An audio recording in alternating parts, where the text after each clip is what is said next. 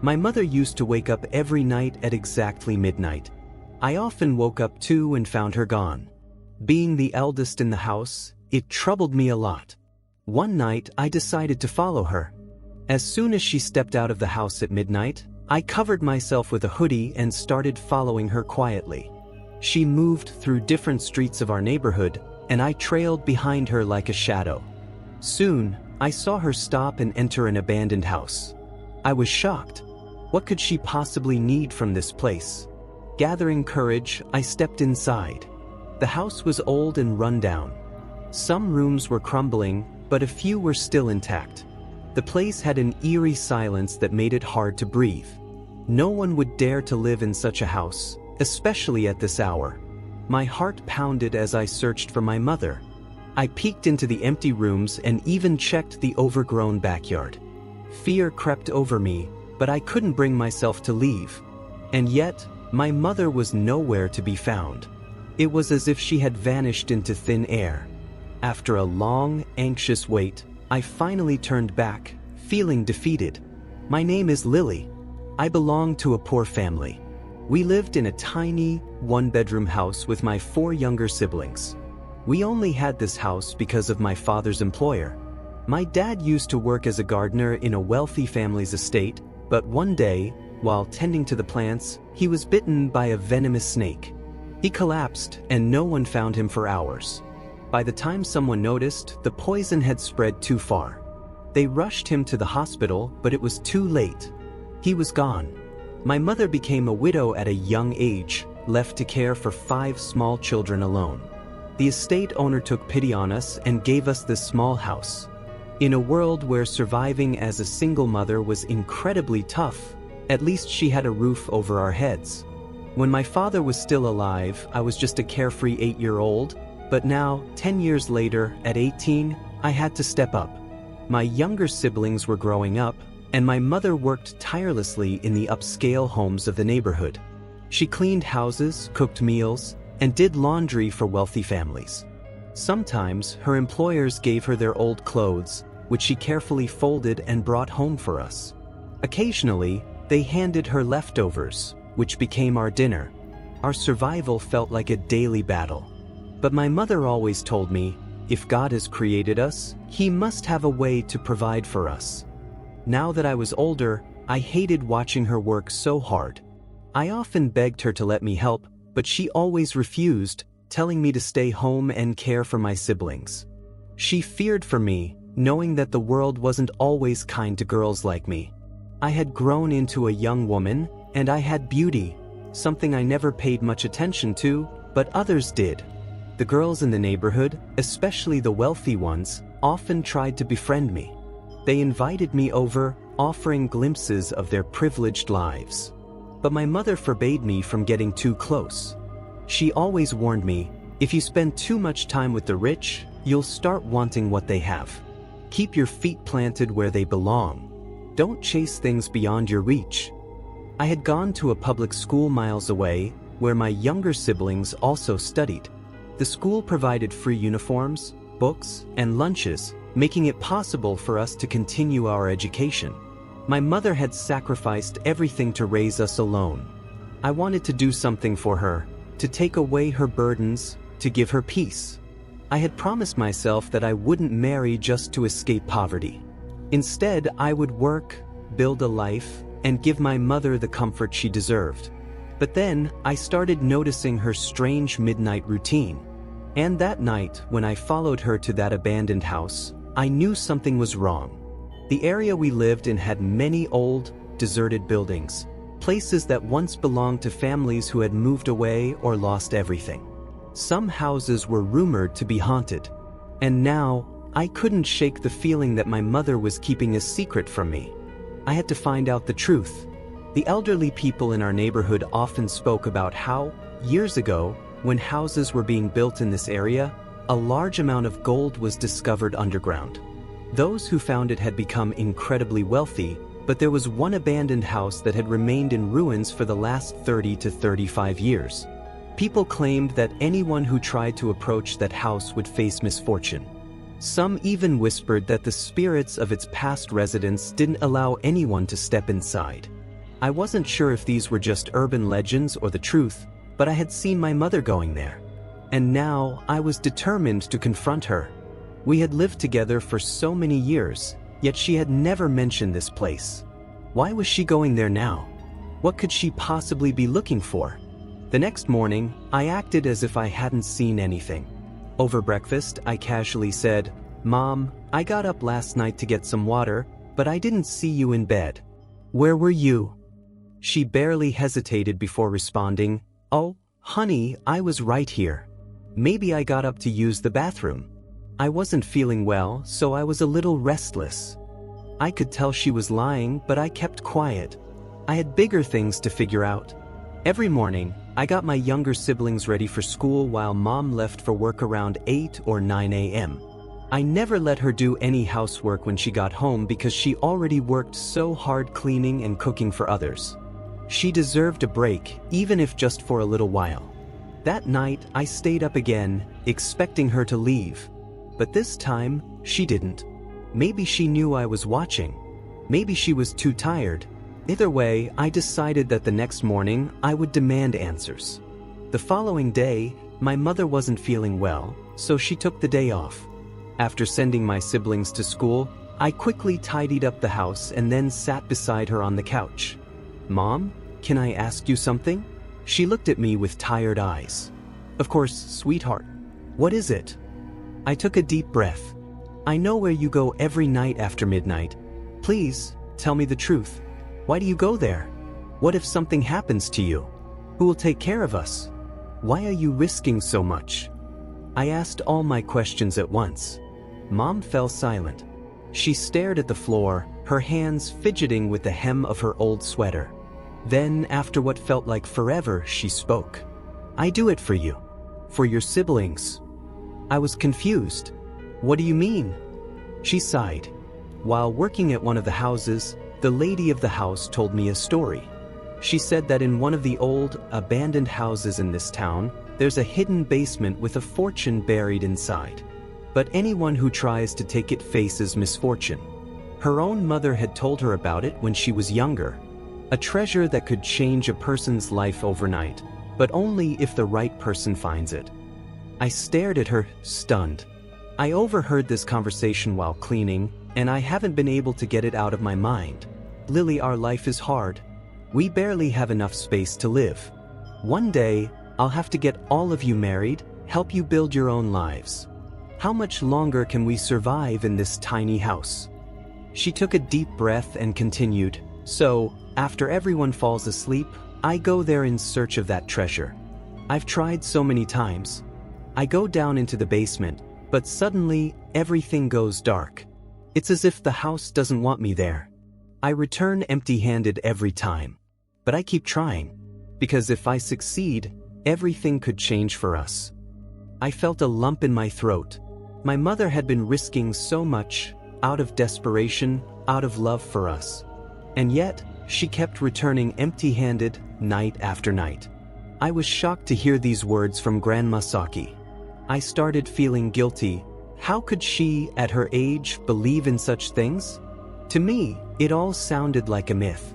But she insisted it was true. She had known about the treasure for a long time but had never thought of searching for it until now. Until the thought of giving her children a better life consumed her. She was convinced that just as so many others had changed their lives overnight, we could too. I could see the certainty on her face. I made a sudden decision. "Grandma, you are not going there anymore. I will find the treasure instead." She looked at me with wide, shocked eyes. "No, I will never let you go. If something happens to me, that's one thing, but you are young. You have your whole life ahead of you. I have to see you married one day. I cannot let you take this risk." But I had already made up my mind. What if something really was buried there? We had heard stories of people in the area who had discovered hidden treasures on their land. Maybe something supernatural was guarding the ruins. Still, I couldn't shake my determination. I had to try. That night, as soon as Grandma left the house, I called out to her, stopping her in her tracks. "I told you not to go, but you're still doing it." But she just stood there, wrapped in her shawl, silent. I took the shawl from her. "Grandma, you have to stay home. I will go. Don't worry, I will succeed. I'll bring that treasure home." She looked distressed, but I left her behind and stepped out into the night. As I walked through the deserted streets, I wasn't afraid. I only had one thought: I had to find the treasure. I had to fulfill Grandma's dreams. If anyone had overheard our conversation, they might have thought we were crazy. I reached the abandoned house, making my way past the ruins of the 6 towers. The architecture was strange, like something out of an old movie: massive pillars, long corridors, and a grand, broken-down veranda. It looked like it belonged to another era.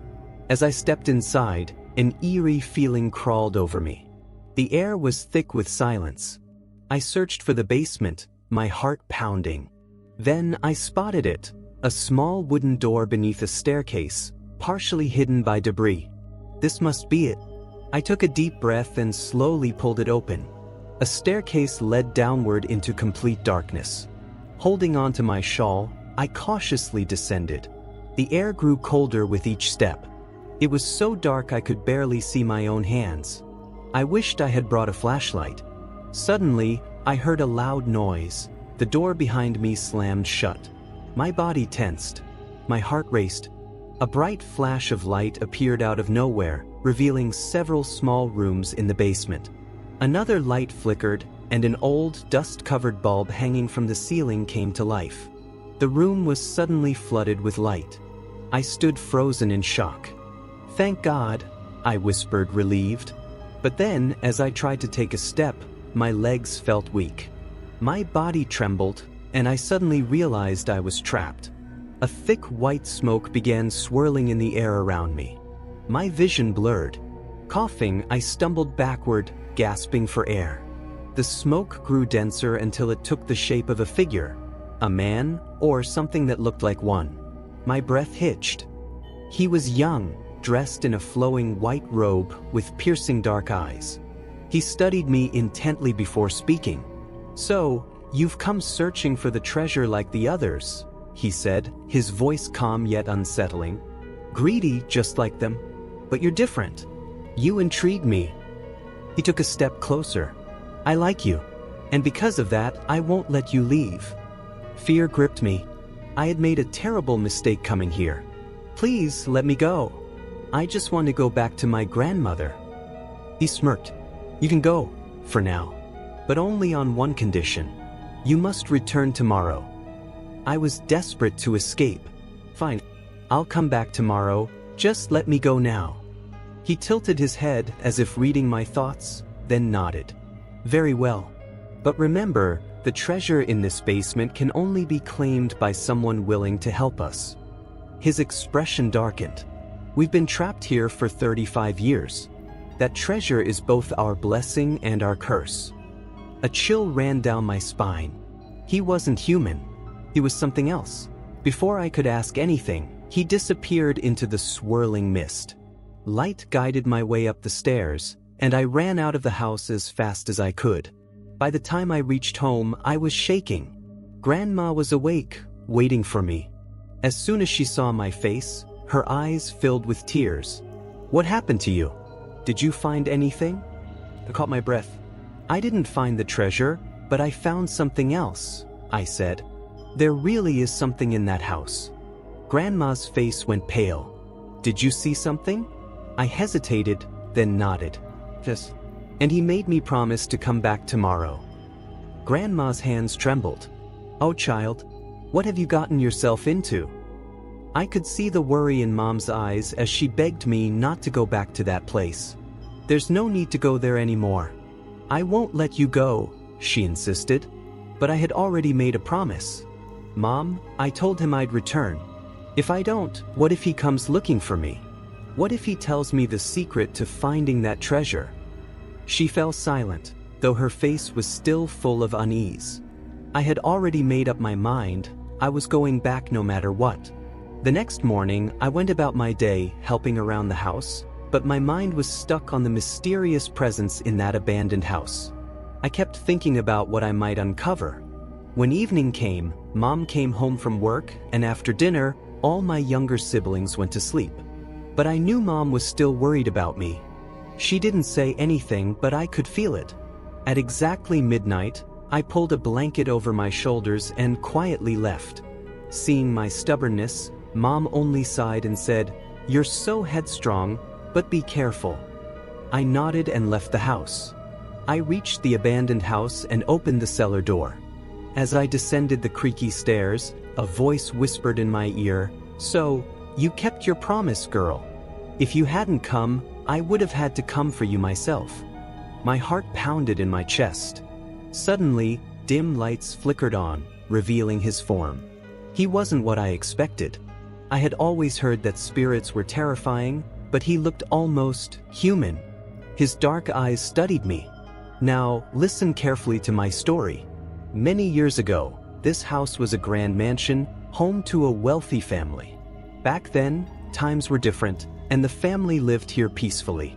But then unrest broke out, and everything changed. They knew they would have to leave this place behind, but they had something too valuable to take with them. A treasure, one they couldn't risk falling into the wrong hands. A close friend of the family, a man they trusted, promised to safeguard the treasure for them until they could return. Reluctantly, they handed it over and left, promising to come back for it someday. But as they departed, they unknowingly took the life of this house with them. What was once a grand estate was now nothing but ruins, holding onto the weight of the past. And so, we waited. His voice trailed off, and I stood there in stunned silence, realizing that this treasure wasn't just gold or jewels, it was tied to something much bigger, something that had kept these spirits trapped here for decades. We had been in this place for as long as I could remember. This mansion wasn't always abandoned. It used to be a grand estate, full of life and wealth. A long time ago, a wealthy family lived here, but when the chaos of war and change swept through the country, they were forced to leave. Back then, there was a close bond between this family and their neighbors, who were of a different faith. In their time of distress, they entrusted their treasure to their trusted neighbors, with a promise that when they returned, they would reclaim what was rightfully theirs. They left in a hurry, leaving their home and the splendor of the mansion behind. Years passed, and the once glorious estate fell into decay. The new residents, an affluent businessman and his family, took ownership of the mansion. One day, the businessman discovered an old underground room, what had once been a place of worship. Outraged, he removed all the relics and locked the room away, never realizing that something else had been dwelling there all along. We had been watching. As time went on, rumors of hidden treasures spread through the town.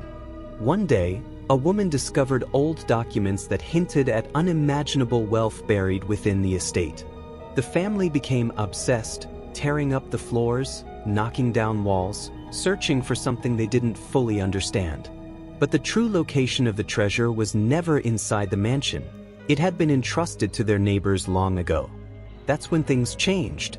We started making our presence known. Small disturbances at first, a door creaking open, objects moving on their own. Then we made ourselves seen. The family, terrified, called in a priest to cleanse the house. When he arrived, he uncovered what they feared most. We were real. Fear took hold of the family.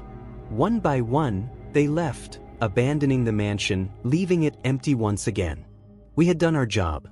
But with no one left to guard the secret, we were trapped in this place, bound by a promise that was not ours to keep. Then you arrived. At first, we thought you were like the others, another seeker of fortune, another greedy soul looking for something that didn't belong to them.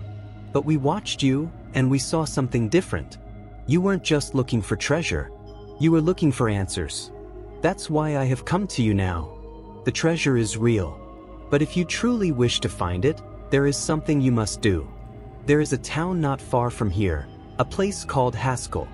Long ago, the family that was entrusted with the treasure moved there. If you can find their descendants, if you can bring back someone who remembers the truth, then perhaps we can finally be free.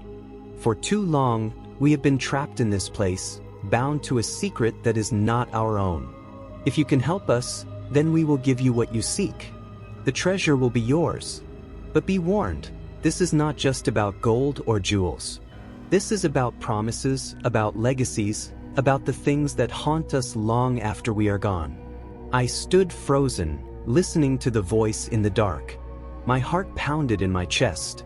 Could I do this? Could I really uncover the truth and find the treasure that had been hidden for so long?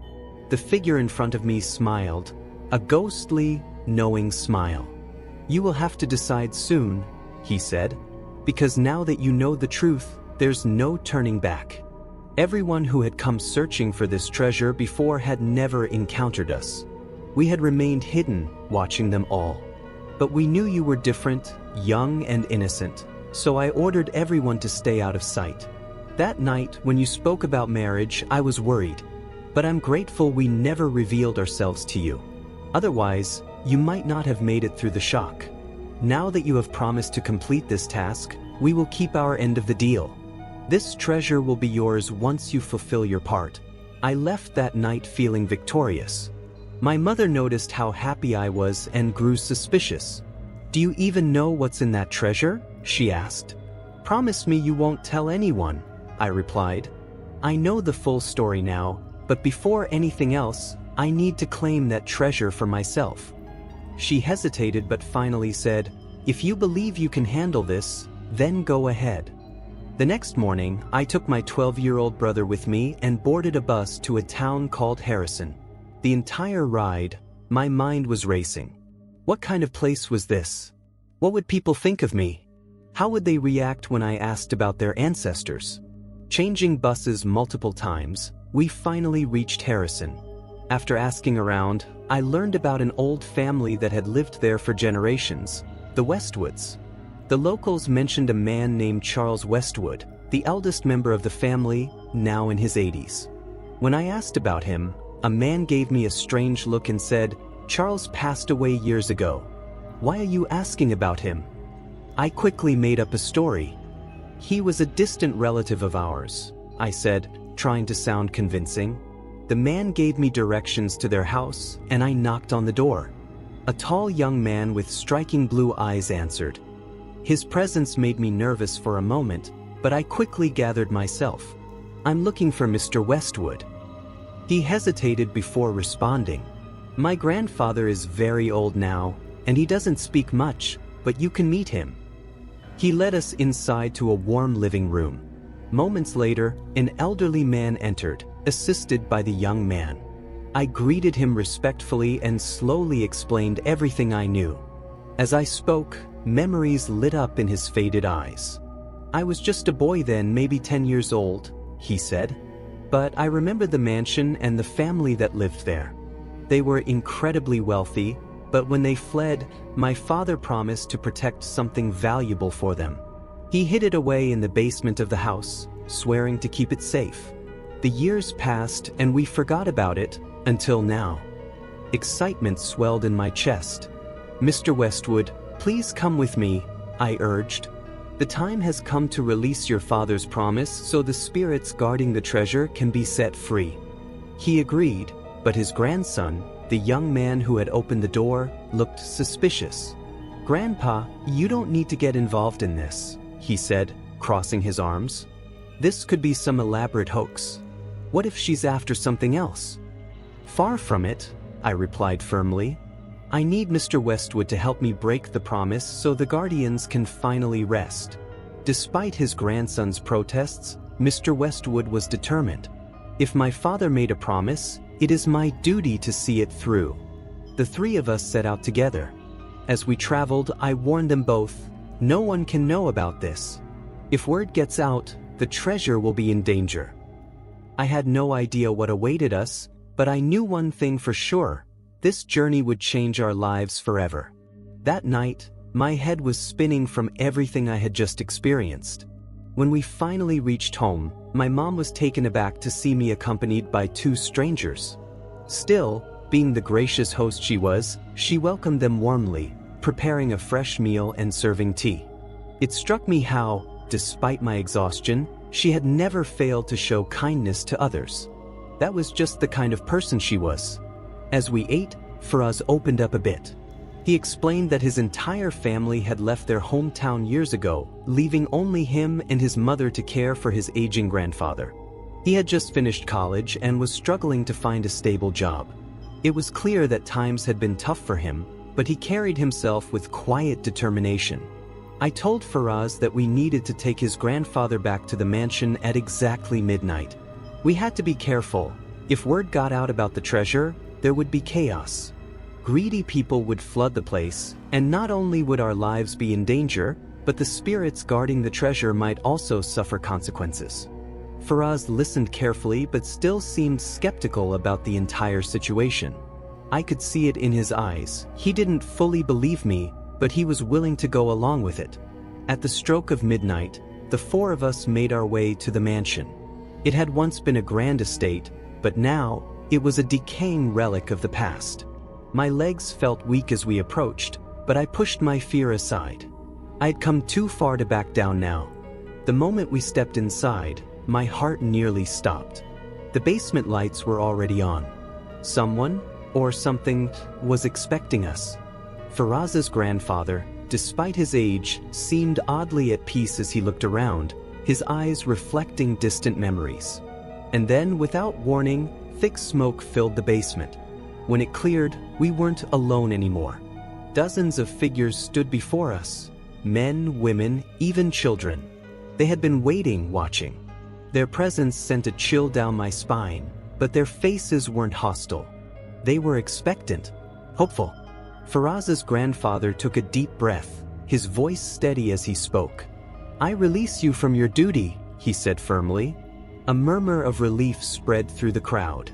Then, a familiar figure stepped forward, the same young man who had spoken to me before.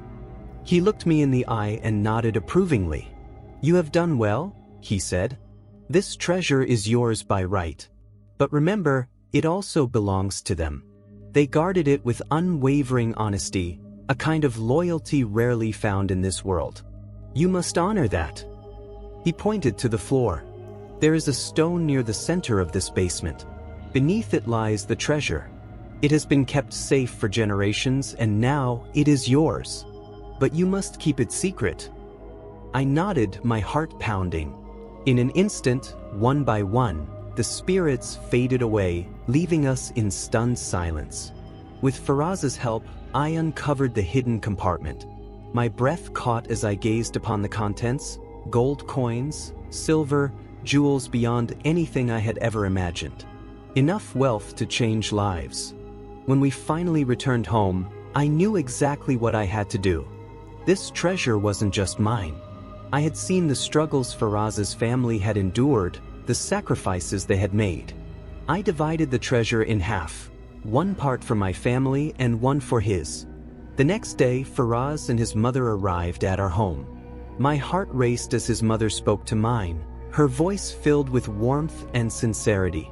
"I would be honored," she said, "if your daughter would accept my son's hand in marriage." I felt my face flush with heat. I had grown to admire Faraz. His strength, his kindness, the way he carried himself even in the face of uncertainty. When my mother asked for my answer, I couldn't find the words. But I didn't need to. She could see the answer in my eyes. And so, our engagement was set. The wedding would be in 2 years, time enough for me to ensure my family was stable, for me to fulfill my responsibilities before stepping into this new chapter of my life. Looking back, it was incredible to think that so many had searched for this treasure before me. And yet, it had waited. It had been destined for us all along. With a little faith and determination, our lives had changed forever.